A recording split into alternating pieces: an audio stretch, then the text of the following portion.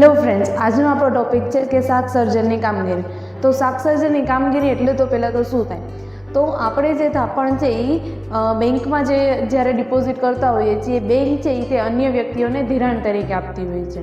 તો એ ધિરાણ તરીકે જે વ્યક્તિને આપેલું છે એનું જ ખાતું પાછું બેંકમાં ખુલે છે અને પાછી એ જ થાપણમાંથી બેંક છે એ ત્રીજી વ્યક્તિને લોન આપે છે. આમ જે વ્યુત્પન્ન થાપણમાંથી અલગ અલગ વ્યક્તિને જે ધિરાણ આપવામાં આવે છે એને શાક સર્જનની કામગીરી કહે છે. ફોર એક્ઝામ્પલ કે આપણે 1000 રૂપિયાની થાપણ છે એ બેંકમાં રાખી, તો બેંક એમાંથી થોડાક નાણાં રોકડ અનામત તરીકે રાખેલો છે. એટલે કે અહીં માની લે કે 20% રોકડ અનામતનો દર છે, તો બેંક 1000 રૂપિયાના 20% એટલે કે 200 રૂપિયા છે એ રોકડ અનામત તરીકે પોતાની પાસે રાખશે અને 800 રૂપિયાનું ધિરાણ છે એ અન્ય વ્યક્તિને આપશે.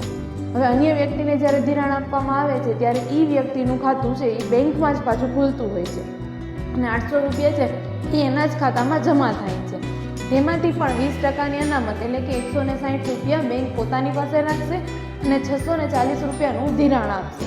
એ 640 રૂપિયાનું ધિરાણ પણ બેંકની પોતાની જ શાખામાં એક અકાઉન્ટ ખુલે છે, ખાતું ખુલે છે અને એમાં જ છે એ જમા કરાવવામાં આવે છે. ત્યારબાદ 640 રૂપિયામાંથી 20% અનામત એટલે કે 128 રૂપિયા છે એ બેંક પોતાની પાસે રાખશે અને 512 રૂપિયા છે એ અનામત તરીકે રાખશે. આમ આપણે ડિપોઝિટ કરાવેલા 1000 રૂપિયામાંથી બેંક છે એ નવા 4000 નાણાંનું છે એ સર્જન કરે છે. એટલે આમ છે એ બેંક શાક સર્જનની કામગીરી કરતી હોય છે. તો શાક સર્જનની કામગીરીનું સૂત્ર છે કે પ્રાથમિક થાપણ ગુણ્યા 1/100 રોકડ અનામતનું પ્રમાણ. એટલે કે શાક સર્જનની કામગીરી અહીં આપણે 1000 રૂપિયા છે એ બેંકમાં જમા કરાવ્યા હતા, તો 1/20% એટલે કે રોકડ અનામતનું પ્રમાણ 20% હતું.